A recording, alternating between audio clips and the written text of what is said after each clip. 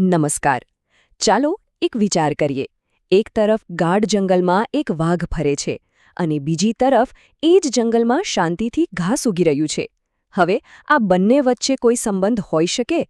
પહેલી નજરે તો ના જ લાગે, પણ જવાબ છે હા. અને આ સંબંધ છે ઊર્જાનો. આજે આપણે જીવનની આ જ ઊર્જાની અદ્ભુત કડીને સમજવાના છીએ. તો શરૂઆત એક બહુ જ રસપ્રદ સવાલથી કરીએ.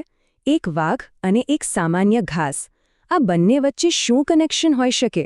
બંને એકબીજાથી સાવ અલગ છે, તો પછી એમની વચ્ચે કડી શું છે? આ સવાલનો જવાબ જ આપણને આખા નિવસનતંત્રના મૂળ સુધી લઈ જશે. અને જવાબ આપણી સામે જ છે. જુઓ, વાઘ સીધું ઘાસ નથી ખાતો, એ તો સાચું, પણ એ હરણનો શિકાર કરે છે. અને હરણ શું ખાય છે? ઘાસ. એટલે કે ઘાસમાં જે ઊર્જા હતી એ હરણમાં ગઈ અને હરણમાંથી સીધી વાઘ સુધી પહોંચી.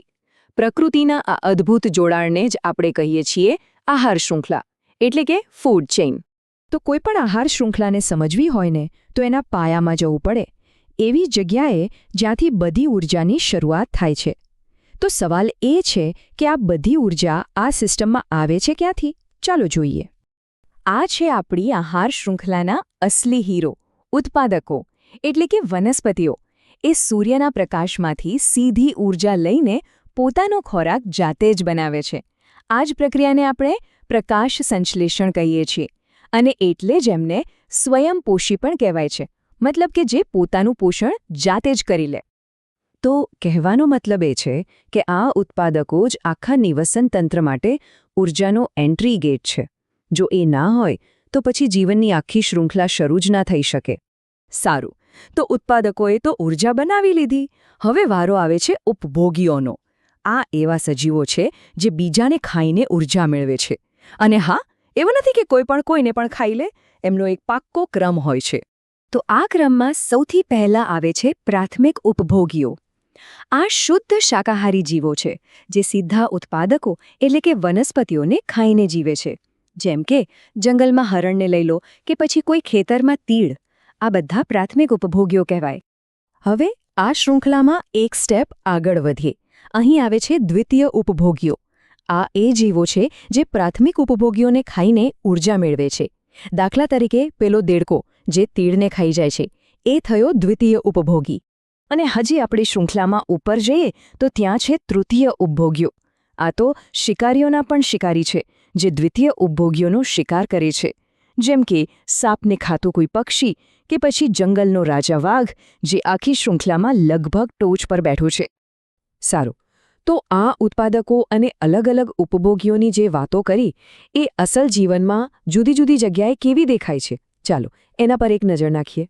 સૌથી પહેલાં જંગલનું ઉદાહરણ. અહીંયા તો જુઓ, બધું એકદમ સાફ છે. વનસ્પતિને હરણ ખાય અને હરણને વાઘ. ઊર્જાનો પ્રવાહ સીધો અને સ્પષ્ટ. વનસ્પતિથી હરણ અને હરણથી વાઘ. એકદમ સરળ પણ શક્તિશાળી શૃંખલા.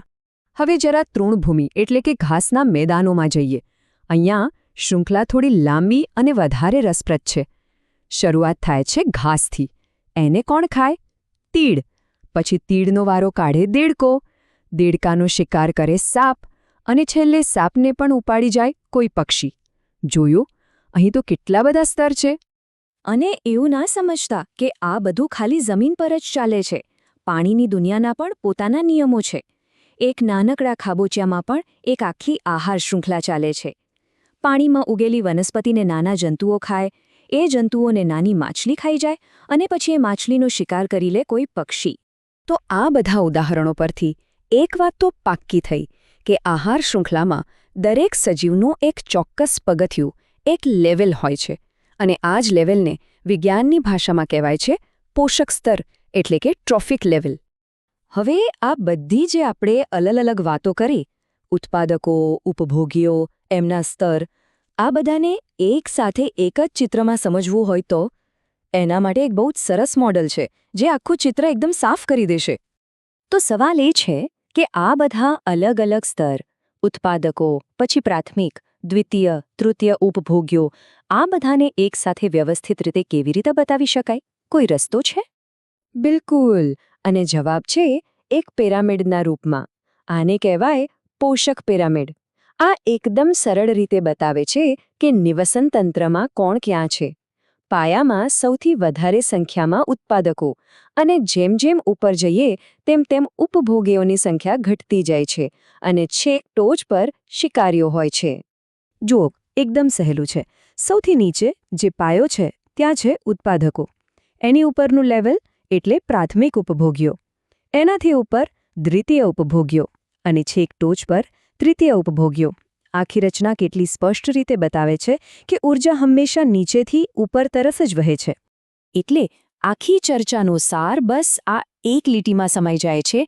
આહાર શૃંખલાનું દરેક પગથિયું, દરેક કડી એ જ એક પોષક સ્તર છે.